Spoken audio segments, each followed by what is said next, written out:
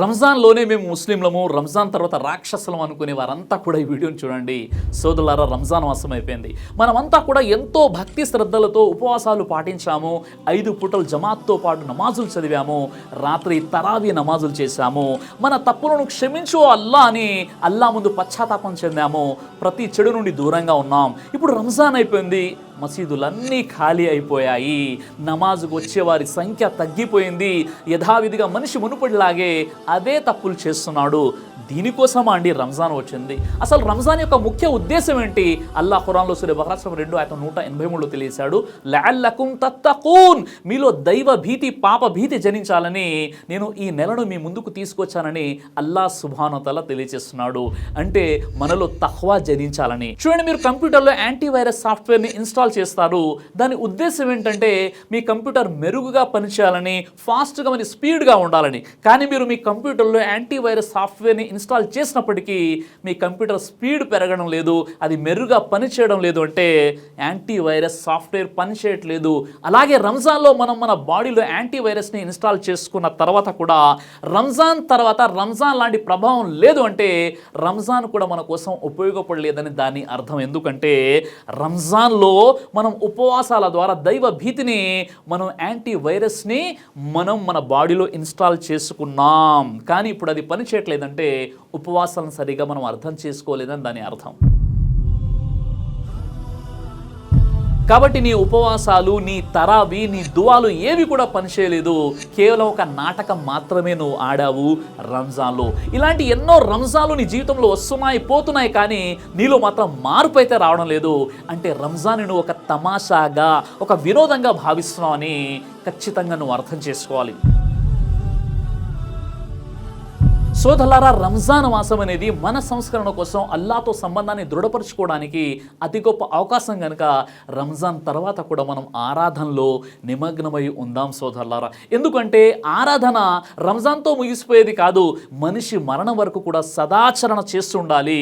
కాబట్టి అల్లాహ్ ఖురాన్లో ఇలా తెలియజేస్తున్నాడు, సూరా అల్ హిజ్ర్ 15:99, మరియు ఖచ్చితంగా రాబోయే ఆ అంతిమ గడియ మరణం వచ్చే వరకు నీ ప్రభును ఆరాధిస్తుండు. కేవలం రంజాన్లో మాత్రమే కాదు, ప్రవక్త ముహమ్మద్ సల్లల్లాహు అలైహి వసల్లం వారు కూడా ఇలా తెలియజేశారు, అల్లా వద్ద అన్నింటికంటే ఇష్టమైనటువంటి ఆచరణ ఎల్లకాలం చేస్తూ ఉండేటటువంటిది, అది ఎంత చిన్న ఆచరణ అయినా సరే. సహీ బుఖారీ హదీస్ నంబర్ 5861. కాబట్టి సోదరులారా, మనం అనునిత్యం కూడా ఆరాధన చేస్తూ ఉండాలి. రంజాన్లో చేసి మానేయడం ఇది ఎట్టి పరిస్థితుల్లో కూడా అల్లాహకు ఇష్టం ఉండదు. ముస్లింలారా, రంజాన్ తర్వాత సదాచరణపై స్థిరంగా ఉండడం ఇది అల్లా వద్ద స్వీకారయోగ్యం పొందడానికి సూచన. దీనికి వ్యతిరేకంగా కేవలం రంజాన్లో మాత్రమే ఆరాధనలు చేసి మిగతా రోజుల్లో మానుకోవడం ఇది అజ్ఞానము, అల్లా యొక్క భాగ్యం నుంచి దూరం అవడానికి ఒక సూచన. ఎందుకంటే రంజాన్ ప్రసాదించిన ప్రభువే మిగతా నెలను కూడా మనకు ప్రసాదించాడు. ఎవరైతే కేవలం రంజాన్లో మాత్రమే ప్రార్థన చేస్తాడో మరియు ఇతర దినాల్లో ఆరాధనను వదిలిపెడతాడో ఆ వ్యక్తి గురించి చెప్పండి అని సలఫ్ను అడగడం జరిగింది. వారు ఇలా సమాధానం ఇచ్చారు, ఎవరైతే కేవలం అల్లాని రంజాన్ నెలలోనే గుర్తు చేసుకుంటారో ఆ వ్యక్తి లేక ఆ జాతి చెడ్డదని చెప్పడం జరిగింది. ముస్లింల యొక్క ఒక ఉత్తమ గుణం ఏంటంటే వారు విధేయతాపరులై ఉంటారు. విధేయత అంటే ఆరాధనపై స్థిరంగా ఉండడమే. అల్లా విధేయత చూపే వారి గురించి అల్లాహ్ ఖురాన్లో ఈ విధంగా తెలియజేస్తున్నాడు.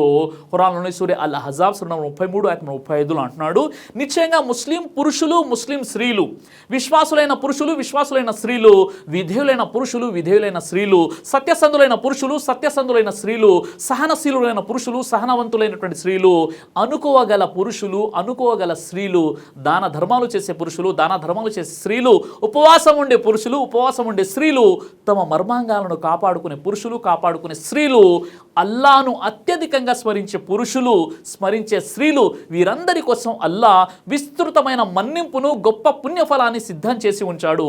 చూడండి సోదరులారా, అల్లా మనల్ని మన్నించాలంటే, క్షమించాలంటే మనం ఏం చేయాలో, ఎలాంటి విశ్వాసం మనలో ఉండాలో ఈ ఆయతులో అల్లా స్మృతాలు చాలా స్పష్టంగా తెలియజేశాడు.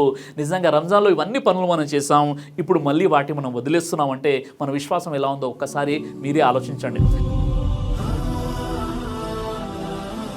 ఇంకా రంజాన్ తర్వాత షవ్వాల్ నెల యొక్క 6 ఉపవాసాలు ఉండడం ప్రవక్త సల్లల్లాహు అలైహి వసల్లం వారి యొక్క సాంప్రదాయం.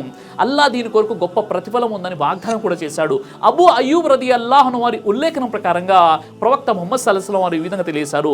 ఎవరైతే రంజాన్ యొక్క ఉపవాసాలు ఉంటారో మరియు ఆ తర్వాత షవ్వాల్ నెల యొక్క 6 ఉపవాసాలు ఉంటారో వారు పూర్తి సంవత్సరం యొక్క ఉపవాసాలు ఉన్నట్లే. సహీ ముస్లిం హదీస్ నంబర్ 1164. ఈ 6 ఉపవాసాలు ప్రసాదించడానికి గల కారణం ఏంటంటే రంజాన్ యొక్క విధి చేయబడినటువంటి ఉపవాసాల్లో ఏదైనా లోపం ఉండి ఉంటే ఈ నఫీల్ ఉపవాసాల ద్వారా అవి చెరిగిపోతాయి. ఎందుకంటే ఉపవాస స్థితిలో ఉన్నప్పుడు అతనిలో ఏదైనా పొరపాటు జరిగి ఉంటుంది కనుక ఈ ఉపవాసాలు ఆ సమయంలో ఏర్పడినటువంటి ఆ యొక్క కొరతని పూర్తి చేస్తాయి. కాబట్టి ఇప్పుడు మనకు ఒక అవకాశం ఉంది, షవ్వాల్ ఉపవాసాలు ఉండే ప్రయత్నం చేయండి. ఇక రంజాన్ ఎలాంటిదంటే ఒక కంప్యూటర్ వైరస్లా రాన్సమ్ వేర్, స్పైవేర్, మాల్వేర్, ట్రోజన్ల నుండి రక్షణ మరియు డేటా నష్టం, సిస్టమ్ పాడవటం వంటి వాటి నుండి రక్షించి సిస్టమ్ను స్మూత్గా రన్ చేయడానికి కంప్యూటర్ భద్రతకు యాంటీవైరస్ సాఫ్ట్వేర్ చాలా ముఖ్యమైనది. దీని ద్వారా కంప్యూటర్ను స్పీడప్ చేసి వాడుకోవచ్చు. అయితే ఇలానే ఒక ముస్లిం కోసం రంజాన్ అనేది యాంటీవైరస్ సాఫ్ట్వేర్ లాంటిది. రంజాన్ రాగానే ప్రతి ముస్లిం రకరకాల చెడుల నుండి దూరంగా ఉండడానికి ప్రయత్నం చేస్తాడు, ఉపవాసాలు ఉంటాడు, మసీదుకు వచ్చి నమాజ్ చేస్తాడు, దాన ధర్మాలు చేస్తాడు. ఇలా పూర్తి రంజాన్ ఒక ఉత్తమమైనటువంటి అల్లా దాసునిగా ఉండడానికే ప్రయత్నం చేస్తాడు. ఇటు రంజాన్ మాసం పూర్తి అవ్వగానే ఆ సత్కార్యాలు కూడా చేయడం ఆపేసి మళ్ళీ ఎప్పటిలాగా ఒక సాధారణ జీవితం గడుపుతాడు. అలా చేయకూడదు సోదరులారా. ఎందుకంటే ఒకసారి ప్రవక్త ముహమ్మద్ సల్లల్లాహు అలైహి వసల్లం వారిని అల్లాహకు అత్యంత ఇష్టమైన పనులు ఏవి అని అడగడం జరిగింది. దానికి ఆయన ఇలా అన్నారు, చేసే పుణ్యకారులు తక్కువే అయినప్పటికీ క్రమం తప్పకుండా చేసే పుణ్యాలు అంటే అల్లాహకు ఎంతగానో ఇష్టం అని ప్రవక్తలు చెప్పారు. ఇంకా ఆయన ఇలా అన్నారు, మీ శక్తి మేరకు పుణ్యకారాలు చేయడానికి ప్రయత్నం చేయండి. కాబట్టి చేసే పుణ్యకారాలు కొన్ని అయినా నిరంతరం కంటిన్యూస్లీగా మనం చేస్తుండాలి. అనారోగ్యం లేదా ప్రయాణం కారణంగా మీరు రంజాన్లో ఉపవాసాలు తప్పిపోతే మళ్ళీ వాటిని పూర్తి చేసుకోండి. అల్లాహ్ ఖురాన్లో ఇలా అంటున్నాడు, సూరా బకరా 2:185లో వ్యాధిగ్రస్తుడైన వారు లేదా ప్రయాణంలో ఉన్నవాడు ఆ ఉపవాసాలను వేరే దినాల్లో పూర్తి చేయాలి. ఒకవేళ ఎవరైతే ఉద్దేశపూర్వకంగా రంజాన్లో ఉపవాసాలను మానేసినట్లయితే అది ఘోర పాపంగా పరిగణించబడుతుంది. ఈ పాపాన్ని కానీ వెంటనే అల్లా ముందు పశ్చాత్తాపబడి ఇప్పుడైనా షవ్వాల్ మాసంలో ఉపవాసాలు ఉండేటట్టు ప్రయత్నం చేయండి. మీరు ఉద్దేశపూర్వకంగా ఇకపై ఎప్పుడు కూడా మీ ఉపవాసాలను నేను వదిలిపెట్టనని అల్లాతో తౌబా చేసుకొని వాగ్దానం చేయండి సోదరులారా. ఎందుకంటే మనం ఏ క్షణమైనా చావు రుచి చూడవచ్చు. ఆ తర్వాత ఈ ఫర్జ్ ఉపవాసాల గురించి మనం ప్రశ్నించబడతాం. కాబట్టి ఇప్పుడైనా అవకాశం ఉంది, ఎవరైతే వదిలేస్తారో వారు ఉపవాసాలను పాటించండి. అలాగే రంజాన్ నెలలో మనం తరావీ, తహజ్జుద్ మరియు ఇతర నఫీల్ ఇబాదత్లలో అల్లా ముందు గంటల తరబడి నిలబడి ఉంటాం. అయితే ఇప్పుడు ఏడాది పొడవునా మనం అలా చేయలేకపోయినా మనకు వీలైనప్పుడల్లా నఫీల్ ఇబాదతులు చేయాలి. మీరు బిజీగా ఉండి నమాజ్ కోసం తగినంత సమయం గడపలేకపోతే ఫర్జ్ నమాజులతో పాటు కనీసం ప్రతిరోజు 12 సున్నత్ నమాజులు తప్పిపోకుండా చేసే ప్రయత్నం చేయండి. దీనికి సంబంధించి ప్రవక్తలు ఇలా అన్నారు, ఎవరైతే 12 రకాత్ల సున్నత్ నమాజుని క్రమం తప్పకుండా రోజు చేస్తారో అల్లా అతనికి స్వర్గంలో ఒక ఇంటిని నిర్మిస్తాడు.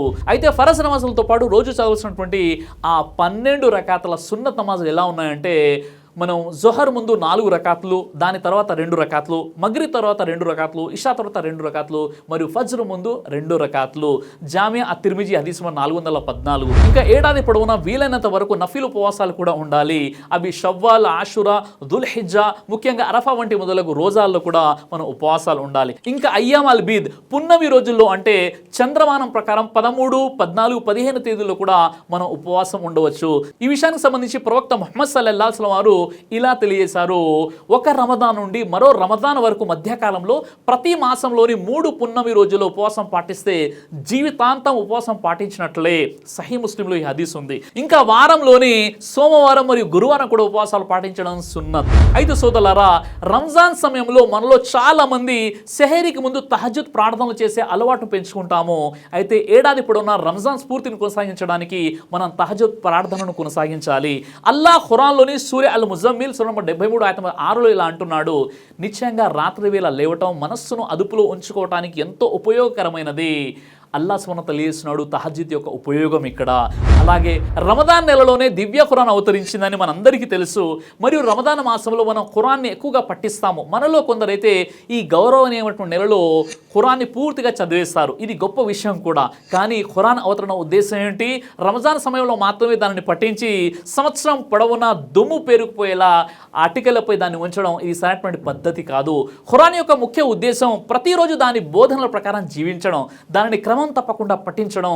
సాధారణంగా రంజాన్ సమయంలో ప్రతిరోజు ఖురాన్ని మనం స్థిరంగా పఠించే అలవాటు మనం పెంపొందించుకుంటాము. ఈ అలవాటు మన దైనందిన జీవితంలో ఒక భాగంగా ఉండాలి సోదరులారా. మనం రోజులో ఒక నిర్దిష్ట సమయాన్ని నిర్దేశించుకొని ఖురాన్ పఠనానికి అంకితం చేయాలి. అదేవిధంగా రంజాన్ సమయంలో ముఖ్యంగా ఏతెకాఫ్ సమయంలో మనలో చాలామంది సీరత్ గురించి, అకీదాల గురించి, తఫ్సీర్ గురించి, ఇస్లామిక్ పుస్తకాలను చదివే అలవాటును పెంచుకుంటాము. ఈ మంచి అలవాటును కొనసాగించడానికి ప్రతిరోజు లేదా కనీసం వారానికి ఒకసారైనా మనం ధర్మం గురించి, దీని గురించి, అకీదాల గురించి ఒక నిర్దిష్ట సమయాన్ని కేటాయించాలి. ఇది మన ఇస్లామిక్ జ్ఞాన వృద్ధిపై ప్రభావాన్ని చూపుతుంది. ఎందుకంటే జ్ఞానం ఉంటే ఇంకా గొప్ప భక్తులుగా, దైవ భీతిపరులుగా మనం ముందుకు నడవవచ్చు. అలాగే సోదరులారా, రంజాన్ తర్వాత మీ రోజువారీ అస్కార్లను మిస్ అవ్వకండి. రంజాన్ సమయంలో మనం జికర్ చేస్తాము, అయితే రంజాన్ తర్వాత కూడా ఈ అలవాటును ముందుకు తీసుకెళ్ళండి. అలాగే సదకా ఇవ్వండి. రంజాన్ నెలలో సదకా చేయడం చాలా ప్రత్యేకమైనది. ఎందుకంటే దీనివల్ల చాలా లాభాలు ఉన్నాయని, అందుకే చాలా మంది రంజాన్ పవిత్ర నెలలో తమ జకాత్ మరియు సదకా చెల్లించడానికి వారు ఈ నెలను ఎంచుకుంటారు. ఇది చాలా మంచి విషయమే, కానీ ఈ అలవాటు రంజాన్ తర్వాత కూడా కొనసాగించాలి. ప్రవక్త సల్లల్లాహు అలైహి వసల్లం వారు అన్నారు, ప్రతిరోజు ఇద్దరు దేవదూతలు స్వర్గం నుంచి దిగి వస్తారు. మరియు వారిలో ఒకరు, ఓ అల్లా, నీ ధర్మంలో ఖర్చు చేసే ప్రతి వ్యక్తికి పరిహారం ఇవ్వండి అని అంటారు. మరియు మరొకరు దేవదూత, ఓ అల్లా, ప్రతి పిసినారిని నాశనం చేయండి అని అంటారు.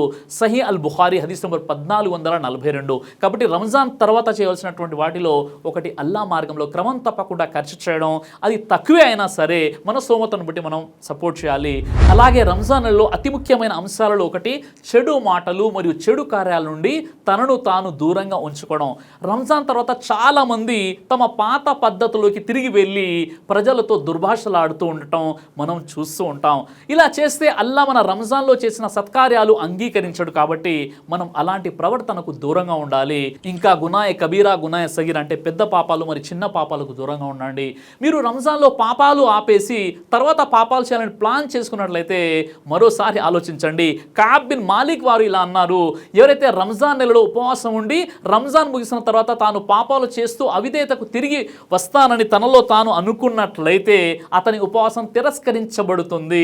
అంటే ఎవరైతే ప్లాన్ చేసుకున్నారో, ఇక రంజాన్ స్టార్ట్ అయిపోయింది కదా, నేను అన్ని పాపాలకు దూరంగా ఉంటాను, ఇక రంజాన్ తర్వాత ఒక్కొక్కటిగా నా పాపాలు నేను మొదలు పెడతాను అనుకున్నటువంటి వ్యక్తి యొక్క ఉపవాసాలు అంగీకరించబడవని కఅబ్ బిన్ మాలిక్ రదియల్లాహు అన్హు వారి ఉల్లేఖనంలో ఈ హదీస్ మనకు కనిపిస్తుంది. లతైఫ్ అల్ మారిఫ్ 1/222లో ఈ హదీస్ ప్రస్తావన మీరు చూడవచ్చు. అయితే ఇప్పటివరకు ఇన్ని విషయాలు మనం చర్చించుకున్నాం కదా, చివరికి ఒక విషయాన్ని చర్చించుకుందాం. ఆ విషయం ఏంటంటే రంజాన్లో మన ఆరాధనలు, మన నమాజ్, మన తరావీ స్వీకరించబడిందా లేదా అన్న విషయాన్ని స్వతహాగా మనం ఎలా తెలుసుకోవాలి అంటే, రంజాన్ తర్వాత అంటే ఇప్పుడు మనము మంచి పద్ధతిలో ఉన్నామా లేదా, అంటే నమాజులు సరిగ్గా చదువుతున్నామా, దాన ధర్మాలు చేస్తున్నామా లేదా, పాపాలకు దూరంగా ఉన్నామా లేమా. ఒకవేళ రంజాన్లో మనం ఎలా అయితే ఉన్నామో అలానే ఇప్పుడు కూడా ఉన్నట్లయితే మనలో మార్పు వచ్చినట్లు, రంజాన్ ఉపవాసాలను అల్లాహ్ స్వీకరించినట్లు. అలా కాకుండా రంజాన్ కంటే ముందు చేసినటువంటి పద్ధతులు, ఆ చెడు పనులు రంజాన్ తర్వాత మళ్ళీ ఒక నెల బ్రేక్ ఇచ్చేసి మళ్ళీ అలాంటి పనులు ఇప్పుడు చేస్తున్నామంటే రంజాన్ని మనం సరిగ్గా అర్థం చేసుకోలేదు, కేవలం ఒక తమాషాగా, ఒక వినోదంగా, ఒక ఆటగా భావించామని దాని అర్థం. కాబట్టి సోదరులారా, మనము రంజాన్కి వీడ్కోలు పలికాము, కానీ నిజంగా చెప్పాలంటే మనం మన పాపాలకు వీడ్కోలు పలకాలి. కాబట్టి అల్లాహ్ మనందరికీ కూడా హిదాయత్ ఇవ్వుగాక. తుది శ్వాస వరకు కూడా ఇస్లాంపై స్థిరంగా ఉండి ధర్మాన్ని సరిగ్గా అర్థం చేసుకొని అల్లాహ్ సంతృప్తి కోసం జీవితం గడిపేటటువంటి ఒక నిజమైనటువంటి ముస్లింగా మరణించే సద్బుద్ధిని ప్రసాదించుగాక. ఆమీన్ యా రబ్బుల్ ఆలమీన్. దైవ ప్రవక్త ముహమ్మద్ సల్లల్లాహు అలైహి వసల్లం వారు తెలియజేశారు, కడుపుకు సంబంధించినటువంటి అన్ని రకాల వ్యాధులకు అద్భుతమైనటువంటి ఔషధం తల్బీనా. ఇది దైవ ప్రవక్త వారి సున్నత్, మంచి ఆహారం, ఇమ్యూనిటీ బూస్టర్, ఇందులో షిఫా ఉంది. ఇది మంచి ఔషధంగా కూడా పనిచేస్తుంది. కాబట్టి పిల్లలు అయినా పెద్దలు అయినా ఎవరైనా దీనిని ఉపయోగించవచ్చు. అలాగే ఖురాన్లో దైవం తెలియజేశాడు, తేనెలో మీకు స్వస్థత ఉంది అని. కాబట్టి స్వచ్ఛమైనటువంటి ఫారెస్ట్ హనీ కోసం మీరు సంప్రదించండి. అలాగే పురుషుల కోసం ప్రత్యేకంగా తయారు చేయబడినటువంటి షాహీ హల్వా, ఇది లైంగిక సమస్యలను దూరం చేసి శృంగార సామర్థ్యాన్ని పెంచుతుంది, మీ దాంపత్య జీవితంలో మంచి అనుభూతినిస్తుంది. ఇందులో ఎలాంటి సైడ్ ఎఫెక్ట్స్ లేవు. ఇది కంప్లీట్గా హెర్బల్ ప్రొడక్ట్స్తో తయారు చేయబడినటువంటిది. కాబట్టి స్క్రీన్పై కనిపిస్తున్నటువంటి ఈ నెంబర్స్కి కాల్ చేసి మీరు ఇప్పుడే ఈ ప్రొడక్ట్స్ని ఆర్డర్ చేసుకోవచ్చు. కొరియర్ ఫెసిలిటీ కూడా ఉంది. ఆలస్యం ఎందుకు, వెంటనే ఆర్డర్ చేయండి.